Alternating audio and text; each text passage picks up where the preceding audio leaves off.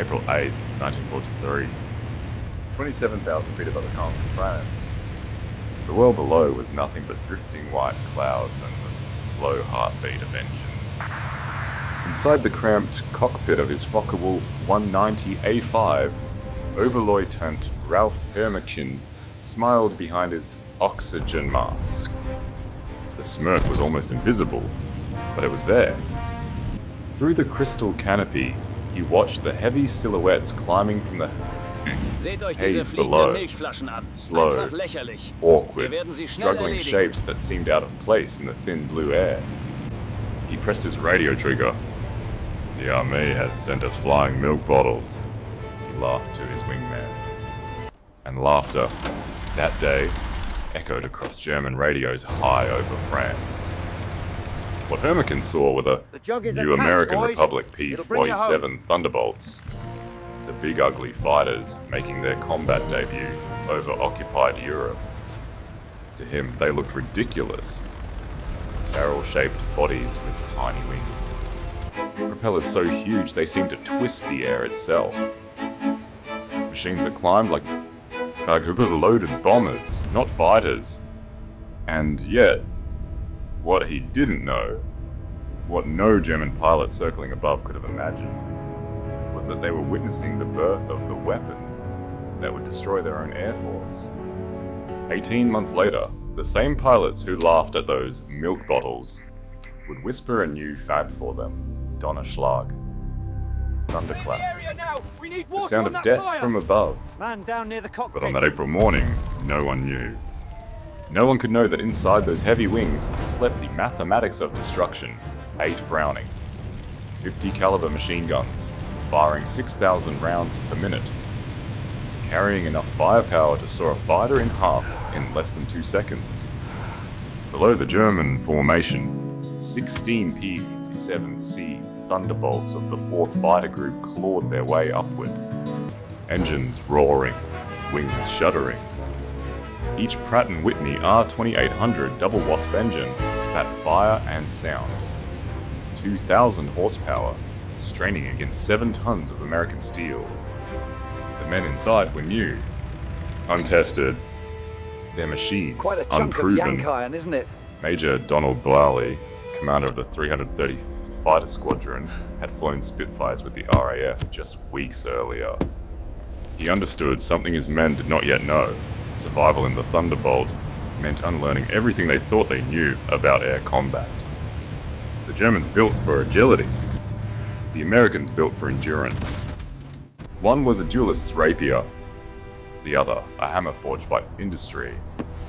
In that contrast lay the story of the war to come. The sky over France that morning was a perfect blue theatre. Actors rehearsing the first act of a long tragedy. The Luftwaffe aces, veterans of Poland, France, Britain, Russia, believed they had seen everything war could offer. They were wrong, because this day, the battle was not just about flying skill or tactics. It was about philosophy, how nations build, how they fight, how they endure. The Republic P-47 Thunderbolt was born not from elegance but from panic. In 1940, as Europe burned, designer Alexander Kartveli received an impossible order. Build a fighter that could breathe where others suffocated. What he created was not beautiful. Even he admitted it'll be a dinosaur, but a dinosaur with good proportions. That dinosaur would soon rewrite the laws of aerial warfare. In the months that followed, the Thunderbolt killed more American pilots in training than German bullets ever could. It ground looped on landing. It rolled from torque on takeoff. It dove faster than any man expected, locking its controls as air compressed around its wings. But those who mastered it, those who survived, spoke of its power with awe. It was like strapping yourself to a locomotive, said Lieutenant Robert Johnson, the farm boy from Oklahoma, who would become one of America's top aces. You didn't fly it, you aimed it. So the stage was set. Above France, one side laughed. Below them, another side climbed. Slowly, heavily, determined. The Luftwaffe had experienced tactics, confidence. The Americans had industry, horsepower, and faith in the machine beneath them. That April day was more than just the first meeting of two aircraft. It was the collision of two worlds. Tradition against technology, finesse against force, past against the future. No one yet knew whose philosophy would win. But the sky had already chosen its witness. The thunder was coming, and it would not be ignored. War is rarely born from calm. It begins in panic, in fear that the other side is building faster, flying higher, killing sooner. For the Republic P-47 Thunderbolt, its story began in June 1940, when Europe was collapsing under the shadow of the Luftwaffe. The German fighters swept across France like wolves in formation. Their Messerschmitts owned the sky. The British were next. Across the Atlantic, the United States watched and realized with horror that its own Air Corps had nothing that could survive that kind of war. So the Army Air Force sent out an urgent specification: build us a high-altitude interceptor. They didn't ask for beauty. They asked for survival. In the Republic Aviation Plant at Farmingdale, Alexander Kartveli, a Georgian-born engineer, studied the paper on his desk. He knew the math didn't fit the dream. Lightweight interceptors couldn't carry the engines, the fuel, or the firepower America would soon need. So he designed something no one expected. Something heavy, overpowered, and ugly. When his team looked at the blueprints for what would become the XP-47B, they were stunned. It will be a dinosaur, Kartveli admitted quietly, but a dinosaur with good proportions. The prototype rolled out on May 6, 1941. It was enormous. At 900 pounds empty, it weighed more than many twin-engine bombers of just a few years earlier. And hanging off its nose was the beating heart that would make history. The Pratt and Whitney are 2800 double Wasp, an 18-cylinder radial engine capable of 2,000 horsepower. Behind it stretched a maze of pipes. The turbo-supercharger, a miracle of engineering that forced exhaust gases to feed power back into the machine. It looked pregnant, swollen, unbalanced. Even the test pilots hesitated. They stared at it and asked, "Does this thing actually fly?" It did. When it reached 27,000 feet, it didn't just fly, it thrived. While other engines gasped in thin air, Double Wasp still roared with sea level strength. For the first time, American engineers had created a fighter that could climb into the stratosphere and stay there. Powerful and unafraid. But the Thunderbolt demanded a price. It was not a machine you simply learned. It was one you survived. At Bridgeport, Connecticut, under Major Hubert the 56th Fighter Group began its training. The numbers were brutal: 18 pilots dead, 41 aircraft lost between September 42 and January 1943. The P-47 killed more Americans in training than Germans would in its first months of combat. It ground-looped, on landing, flipped on takeoff, and dove so eagerly that pilots discovered a deadly new phenomenon: compressibility. At a high speed, the air itself became a wall. Controls froze. The plane refused to pull up. Many never returned. Yet those who did began to glimpse something extraordinary. The machine was honest. If you respected it, it gave you everything. As Lieutenant Robert Johnson later said, it was like strapping yourself to a locomotive. You didn't fly it, you aimed it. That quote became legend, because it captured what made the Thunderbolt unique. It wasn't a dancer, it was a brawler. It didn't need elegance. It needed a target. When the first squadrons crossed the Atlantic in early 1943, morale was mixed. The British, flying their sleek Spitfires, looked at the massive American fighters and smirked. They called them flying milk bottles, and joked that the best evasive maneuver in a P-47 was to unstrap and run around the roomy cockpit. The Germans agreed. In their reports, the Thunderbolt was meat for the slaughter. It flies like a truck, turns like a freight train, and climbs like a pregnant cow, wrote Hutchman, SF Pips Priller of Jagdgeschwades after his first encounter. Their confidence seemed justified by the numbers the Americans were losing. 14 Thunderbolts gone in the first month, for only 3 confirmed kills. The Luftwaffe laughed. But underneath those statistics, something was shifting. The Thunderbolt was absorbing punishment that should have killed any aircraft. Planes riddled with cannon fire were limping home with wings shredded, engines still turning, pilots alive. Mechanics counted over 100 bullet holes in a single plane. And yet it landed. For the first time, the Americans realized what they had built. Not a duelist's blade, but an armored fist. A flying fortress in miniature. A machine that could take a beating, give one back, and still make it home in time for dinner. That understanding changed everything. Major Deska and his pilots began rewriting their own manual. Don't turn with them. Don't climb with them at low altitude. Use your weight. Use your power. Use your guns. This wasn't the war of Spitfires and dogfights anymore. It was the war of horsepower, altitude, and endurance. The Americans were beginning to fight in their own language. Industrial logic translated into air combat. They would never match the Germans' elegance in design. They didn't have to. They just had to outlast them.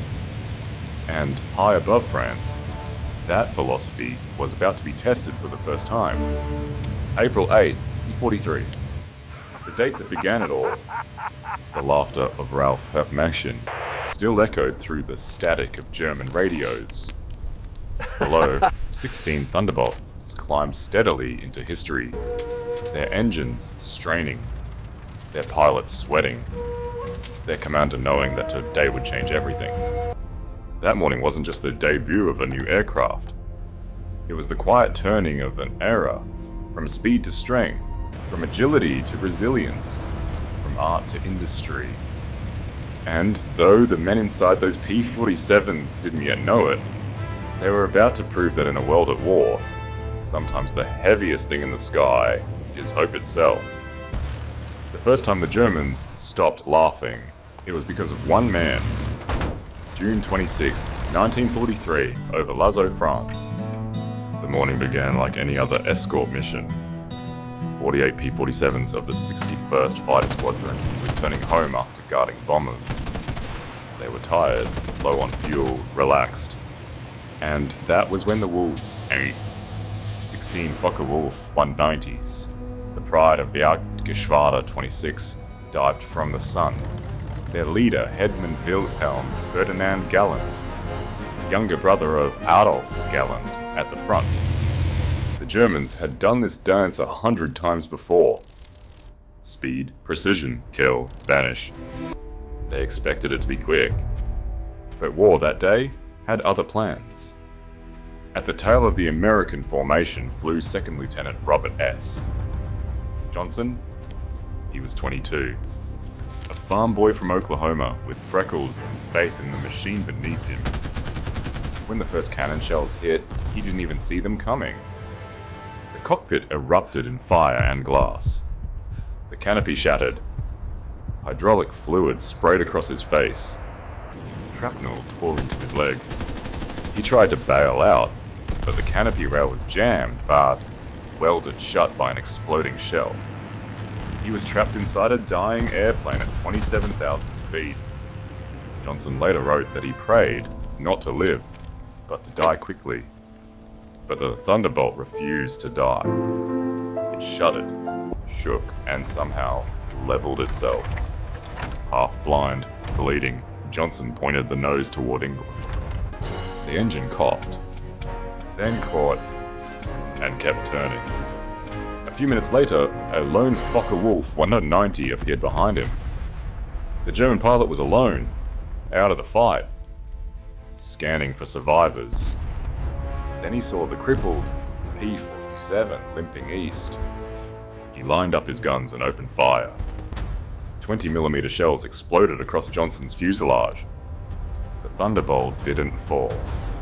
The Germans circled, fired again. Machine guns this time. His cannons empty. Still, the Thunderbolt flew. Thunder at first He light. pulled alongside, close enough for Johnson to see his face. Young, blonde, confident. Turned slowly to disbelief. He saluted, then banked away. Out of ammunition, out of understanding. Johnson's aircraft landed at Manston with its engine sputtering and its skin torn like paper. The crew stopped counting bullet holes after 200. And still, the machine had flown. That day, both sides learned something new. The Americans had built a monster that wouldn't die. The report spread through every squadron like wildfire. Pilots who had cursed the Thunderbolt's weight now saw it as armor. Mechanics began calling it the Jug, short for Juggernaut. It fit. By July, tactics were changing. Lieutenant Colonel Hubert Zucker, commander of the 56th Fighter Group, wrote new rules on the chalkboard. Don't turn with them. Don't climb with them. Low. Dive. Hit. I'm away. They called it the boom and zoom. Simple. Brutal. At 30,000 feet, the P-47 was untouchable. It could dive faster than any German fighter alive. A Thunderbolt dropping from the sun hit speeds of 550 miles per hour. Faster than the sound barrier allowed them to admit. The Germans couldn't follow. When the foe tried, their wings tore.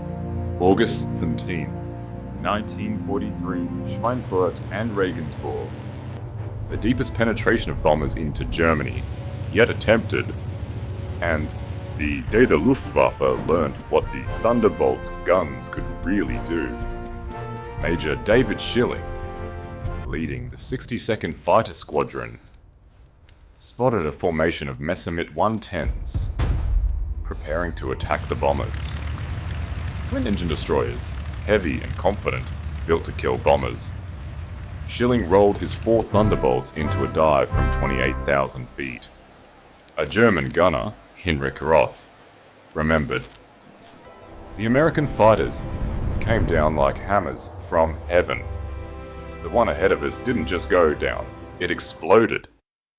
Wings, tail, everything gone. In less than a minute, 8 German aircraft were destroyed. They didn't fall, they disintegrated. That was the moment German pilots began to fear the sound of 8 Brownings speaking at once. Each P-47 carried 300 rounds of 50 caliber ammunition, nearly 900 pounds of bullets.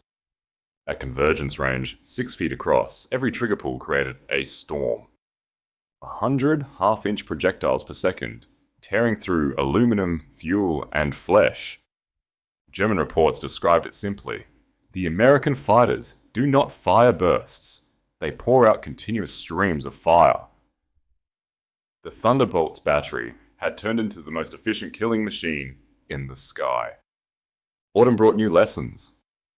The Luftwaffe's top ace, Oberleutnant Hans Philipp, with 206 victories to his name, faced the P-47 over Bremond, France. On October 8th, 1943, he led his Jagdschwader ein into the thin air at 28,000 feet. His BMW 801 engine wheezed, gasping for oxygen. Then the sky above him darkened. It wasn't clouds, it was thunderbolts. Robert Johnson, now an experienced killer, spotted Philipp's distinct Fokker-Wulf with its nose art gleaming in the sun. He turned, lined up his guns, and fired at 300 yards. Strikes flashed along the German fuselage. The aircraft exploded. No parachute. The death of Hans Philipp sent shockwaves through the Luftwaffe. If one of their best couldn't survive, what chance did the rest have? The High Command ordered an immediate analysis of the new American fighter. The findings were grim. Service ceiling above 42,000 feet, dive speeds near the sound barrier, armor thick enough to shrug off cannon fire. The report's final line was chilling. Enemy fighter unsinkable in direct engagement. But the Americans weren't finished improving. In January 1944, the P-47 D-22 arrived, with the massive paddle blade propeller. Each blade was 13 feet long, wide and curved like an axe. The change transformed the fighter overnight. Climb rate jumped to 3,000 feet per minute. Acceleration improved by a third. And the sound changed. German troops on the ground began to hear it before they saw it. A deep, rolling thunder that shook the earth. They named it Donnerschlag, thunderclap. The sound of inevitability. Spring brought longer wings than external tanks. By March 1944, Thunderbolts could escort bombers deep into Germany, over 1,000 miles. When the Luftwaffe tried to strike, they met walls of heavy fighters waiting above, below, and beside the bombers. No escape, no mercy. The laughter that had filled German radios in 1943 had vanished. Now there was only static and fear. The Thunderbolt had done more than survive. It had evolved. What began as a clumsy experiment had become a weapon of industrial perfection. And every time those 8 guns spoke, the balance of power tilted further west. By the summer of 1944, the world overhaul belonged to the Jug. But its true transformation, from fighter to destroyer, was just beginning. The story that started with a smirk in the cockpit of a Fokker Wolf was about to end with thunder over Normandy. War reveals more than machines. It reveals men. And the story of the Thunderbolt is not only about horsepower and bullets, it is about the people who climbed inside those steel giants, strapped themselves to explosions, and called it flying. After that June morning over Lazo, something shifted among the Americans. They began to believe, not in luck, but in their aircraft and in one another. When Robert Johnson limped home, bloodied and half blind, the entire 56th Fighter Group gathered around his wrecked plane. Mechanics, officers, cooks, clerks, all stared at the bullet-riddled fuselage. One of them whispered, "If that thing can fly, so can we." From then on, the Thunderbolt became more than a machine. It was a promise. A guardian angel made of rivets and oil. In the months that followed, courage took many shapes. It was Major Hubert Scar, standing before his men, chalk dust on his hands, teaching them how to fight differently. "Don't play their game," he said. "Play ours." He taught them to trust in physics, not pride. To fight with patience, not panic. And every time a pilot returned alive, that lesson deepened. It was Captain Walker Bard Mahurin, diving through cloud at 500 miles per hour, closing on enemy fighters so fast that time itself seemed to bend. He called it the Thunderbolt turkey shoot. His voice, calm in the radio static. Don't dogfight. Drop, strike, climb. Simple words that saved dozens of lives. And it was the ground crews, the unsung half of every victory. They worked in mud and freezing rain, sleeves rolled up, hands black with oil, rebuilding shattered aircraft piece by piece. A pilot might fly one Thunderbolt in the morning, and another by dusk, freshly patched, refueled, and ready. They called themselves armorers of angels. Every dent hammered, every bullet replaced, was an act of quiet defiance. One mechanic at Manston kept a bullet he pulled from Johnson's engine block. He wore it on a chain around his neck for the rest of the war. When asked why, he said, "It's not a bullet, It's a heartbeat that kept going. On the German side, courage looked different, but no less human. Many Luftwaffe pilots began to understand what they were facing long before Berlin did. Some admired the Americans' resolve, others feared it.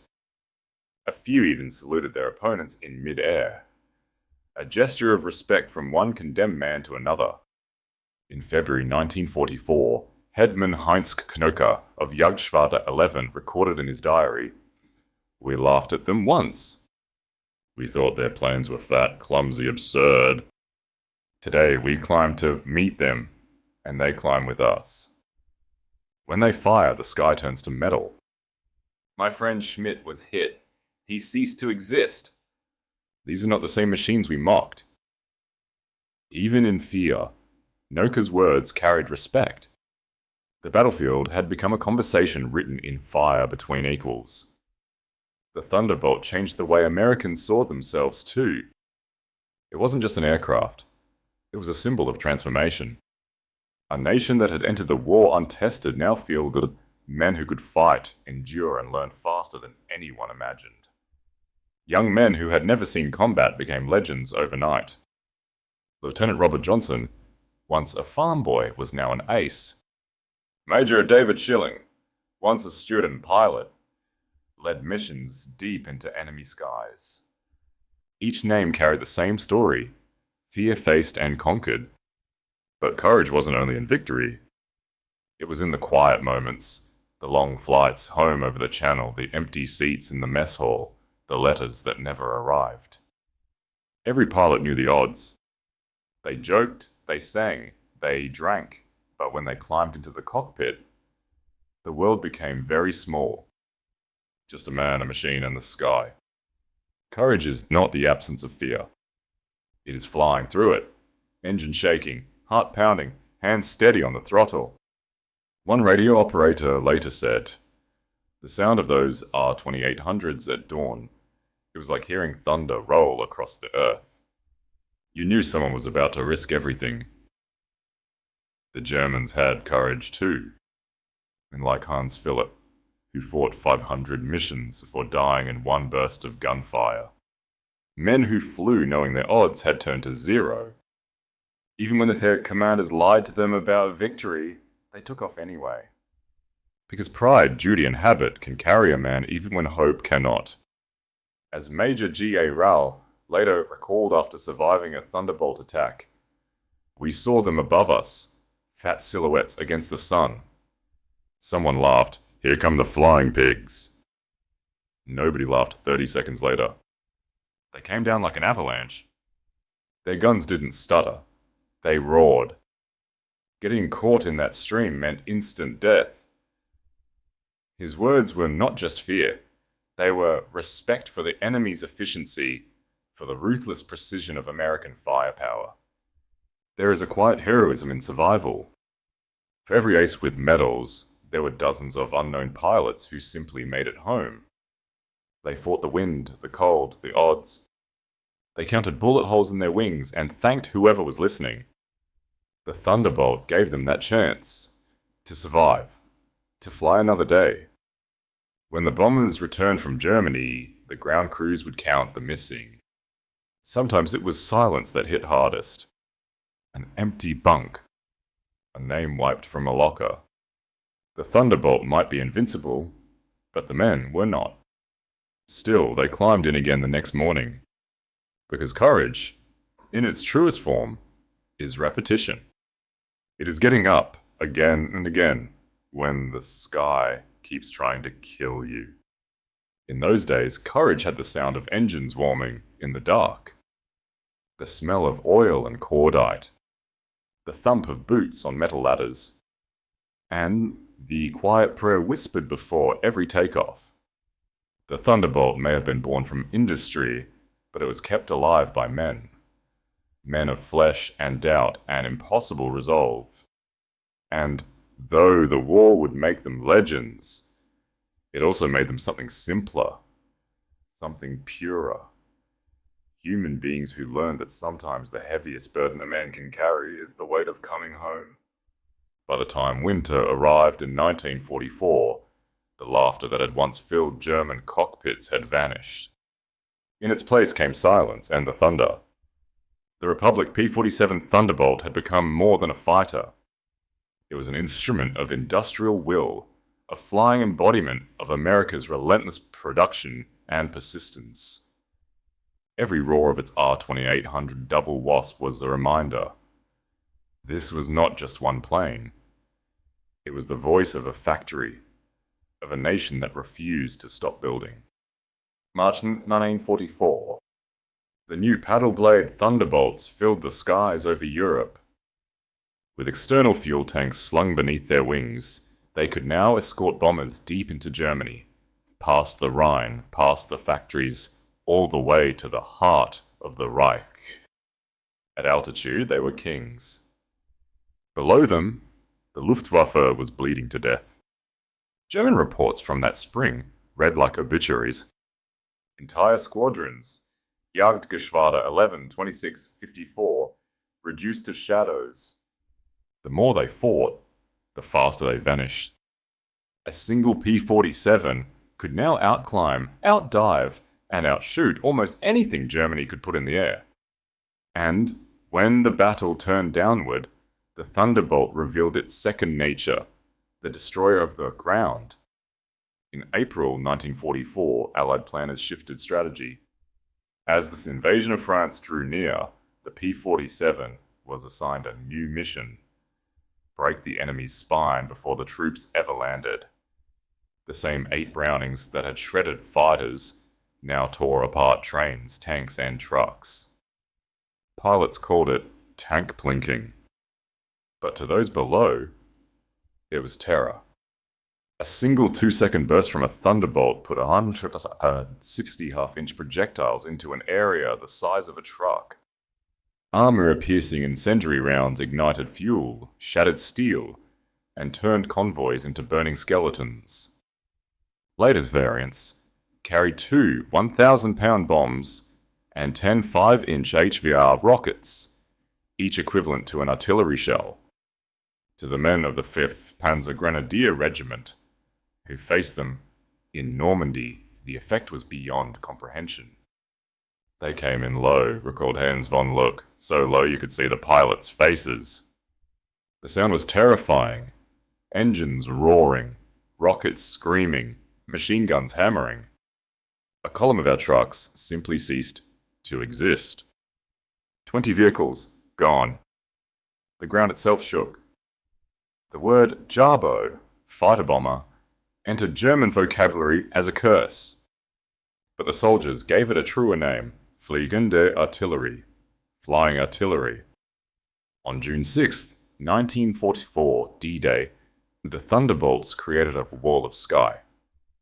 More than 500 P-47s guarded the beaches, layer upon layer, from sea level to 30,000 feet. German fighters that tried to break through were slaughtered. Oberleutnant Wolfgang Fischer of Jagdgeschwader 1 was one of only 3 German pilots to reach the beaches that day. He later reported, "The sky belonged to the Americans. Thunderbolts were stacked from the water to the clouds. We tried at dawn, 12 of us. I was the only one to return." From that moment on, the Luftwaffe never truly recovered. The air above Normandy became an American kingdom. In the weeks that followed, Thunderbolts crippled Germany's ability to move. Statistics from the 9th Air Force were staggering: 651 locomotives, 3,047 trucks, 512 tanks, 4,550 horse-drawn vehicles destroyed in a single month. The Wehrmacht was forced to move only at night, crawling through shadows while P-47s waited for dawn. German ground troops developed a new superstition. If they heard the deep rolling thunder of a double Wasp, they froze. Veterans called it Jabo fever. Even hardened men grew sick with dread before missions, if Thunderbolts were reported nearby. It wasn't cowardice, it was survival instinct. By late 1944, the Thunderbolts legend had spread beyond Europe. Across the Pacific, Pacific. Colonel Neil Kirby and his 348th Fighter Group flew P-47s over New Guinea and the Philippines. They discovered the same truth their comrades in Europe had learned. The Thunderbolt could take punishment that would have killed any other fighter. Japanese ace Saburo Sakai described it simply. We called them monsters. Our 20-UMO cannon could destroy a P-40 in seconds, but the Thunderbolt, it just kept flying. I hit one dozens of times. It flew away. Its return fire tore planes apart. To the Japanese, it was a new kind of enemy. Mechanical, unbreakable, relentless. To the Americans, it was proof that their design philosophy worked anywhere, on any front. Back in Europe, 1945 arrived in fire and ruin. The Messerschmitt Me 262 jet had entered the war, sleek, fast, and untouchable in theory. But even jets were not safe from the thunder. Lieutenant Colonel John C. Meir of the 352nd Fighter Group shot one down on November 27, 1944, diving for 8,000 feet. His report was clinical. Opened fire at 400 yards. Enemy aircraft disintegrated. Pilot did not escape. 8 synchronized Browning. 50s had done what cannon shells could not, ended a jet with pure density of fire. By March 1945, specialized P-47M models appeared. Faster, higher, deadlier. Thunderbolts were now intercepting jets, rockets, and even V-1 flying bombs. The ski once ruled by the Luftwaffe now belonged to American steel and courage. Then came Operation Bodenplatte, January 1st, 1945, the Luftwaffe's desperate strike against Allied airfields. Nearly 900 German fighters attacked at dawn, catching some units by surprise. At Y-34 airfield near Metz, 22 Thunderbolts burned. For a moment, the Germans celebrated. A captured pilot was brought before Major George Brooking of the 365th Fighter Group. Pointing to the wreckage, the Germans sneered. What do you think of that? Brooking pointed toward the runway where ground crews were already pushing aside the remains. By tomorrow, he said, we'll have 40 new ones.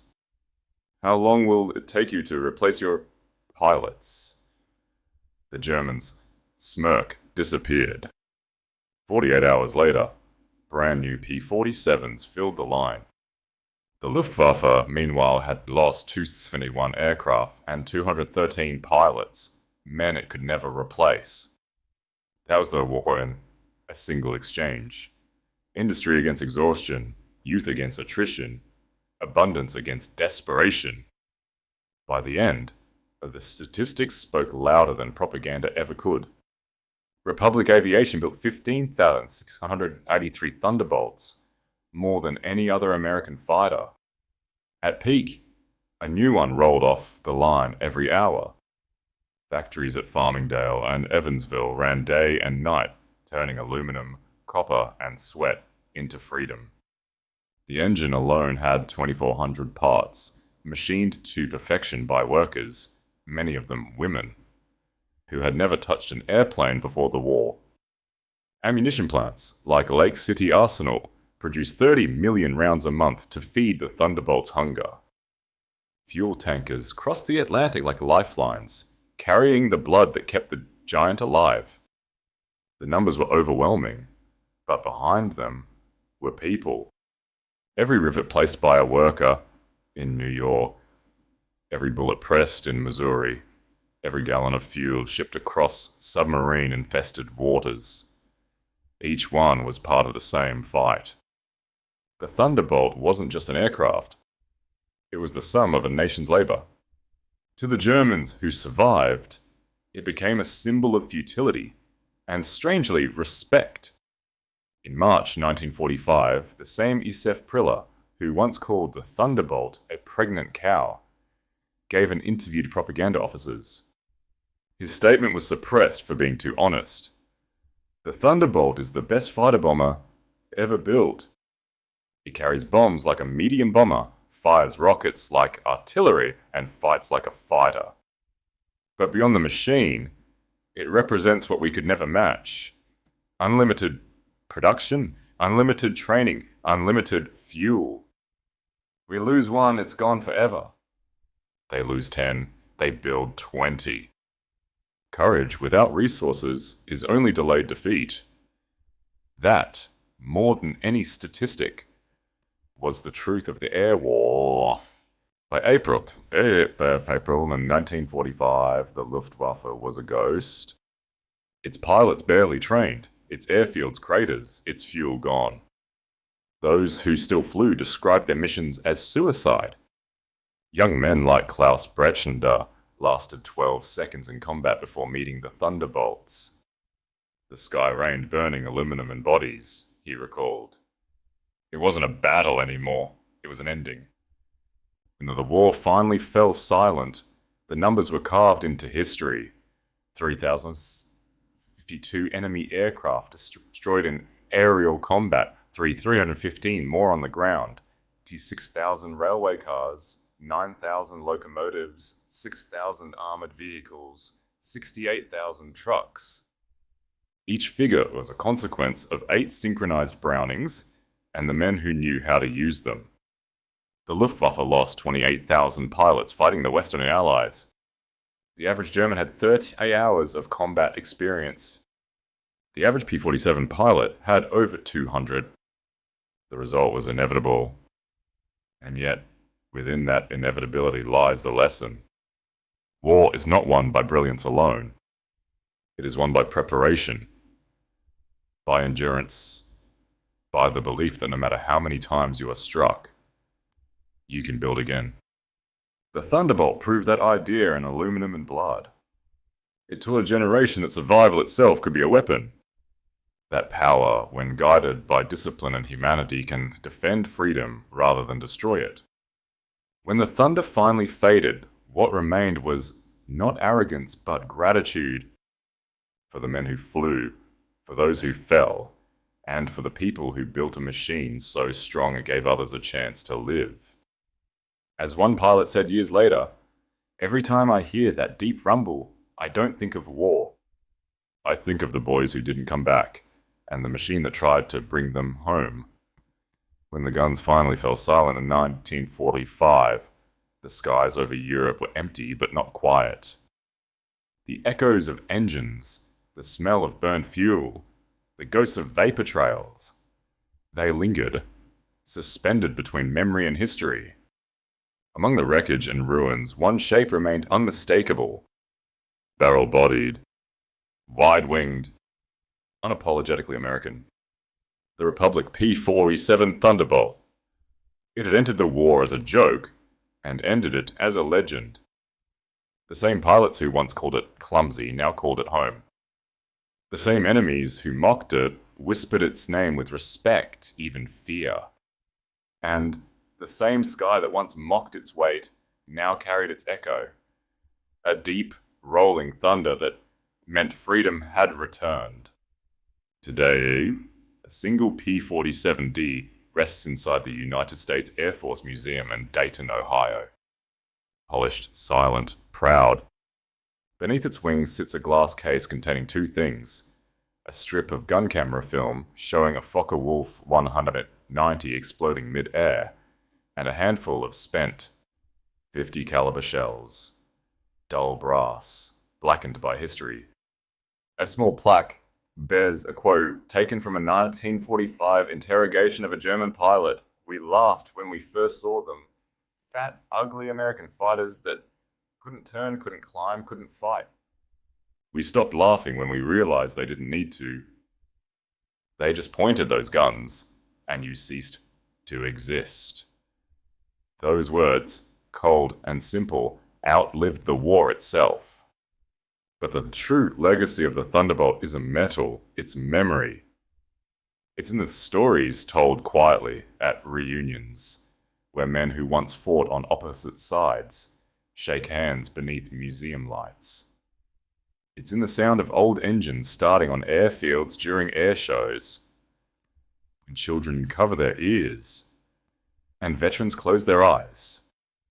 For a moment, they are back in the cockpit, 22 years old, the sky wide open, the world uncertain, the thunder beneath their feet. General Adolf Galland, who once commanded the Luftwaffe's fighter arm, said it best in 1985, standing before an audience in Phoenix, Arizona. "We made a terrible mistake in 1943. We laughed at this big, heavy fighter and said the Americans didn't understand air combat. We were wrong. They didn't build a European fighter. They built an American one, designed around production, firepower, and survival. And they built 15,000 of them." Then he paused. "When I flew a captured P-47 after the war," he said, "I understood everything. It climbed like it was falling upward. It was a pilot's aircraft, wrapped in armor. And those guns, once you heard them, you never forgot the sound. That sound, the voice of Roosevelt's piano, as the Germans called it, became the anthem of a new kind of war. A war where courage met industry, where survival became strength, and where laughter turned to awe. The Thunderbolt story is not just about victory, it is about transformation. It proved that genius does not always wear the sleek lines of elegance. Sometimes it comes dressed in armor and noise and sheer determination. It showed that power, when guided by discipline, could be a force for protection, not destruction. And it reminded the world that even in the darkest hour, innovation and resolve could outlast fear. Every rivet in its frame carried a fingerprint. Every flight carried a life. Every return landing, no matter how battered, was a miracle of will. The men who flew it are gone now, or nearly so. Their names etched into granite, their laughter fading into the static of history. But the sky remembers, because the sky never forgets the sound of thunder. When a Thunderbolt engine starts today, it's more than machinery. It's memory made alive. The propeller spins, air trembles, and for a heartbeat, time folds. Somewhere, in that deep metallic rumble, you can still hear the laughter that began it all. The arrogance of a young German ace in 1943, and the answering silence that followed when the thunder spoke. The war ended. The laughter died. But the lesson remained. Strength built on faith. Power guided by purpose. And the unbreakable truth that in the struggle between destruction and endurance, endurance always wins. The Thunderbolt's wings may rest now, but its story still flies. Through the roar of engines at air shows, through the voices of historians, through the quiet pride of those who build, repair, and remember. Because history, like flight, is not just about how high you go, but how many times you climb again after falling. And somewhere above the clouds, in that eternal blue where all battles finally end, the thunder still echoes, steady, strong, and free. If you've listened this far, maybe you understand why stories like this still matter. The Thunderbolt wasn't just an airplane, it was a generation's heartbeat, cast in steel and courage. And the men who flew her weren't just soldiers. They were ordinary kids who learned how to do impossible things because history asked them to. Every rivet in that aircraft was placed by hands that believed tomorrow was worth building. Every bullet loaded, every engine started, every mission flown, each was a small vote for the world we live in now. So when you see a restored P-47 at an air show, or hear that deep, rolling growl in the distance, take a second to listen. Not just with your ears, but with your heart. Because that sound isn't just thunder. It's memory. It's defiance. It's freedom, paid for in courage. If this story moved you, share it. Tell someone younger why these machines, These men and their sacrifices still echo across time. Visit a museum. Shake the hand of a veteran if you can. Say their names out loud, so they are never just footnotes in a textbook. History only lives as long as we keep telling it. And maybe that's the real legacy of the Thunderbolt. That long after the engine stopped, the story still flies. Because freedom is not quiet. It has a sound. A deep, rolling rumble that reminds the world. The thunder once spoke, and the sky still remembers.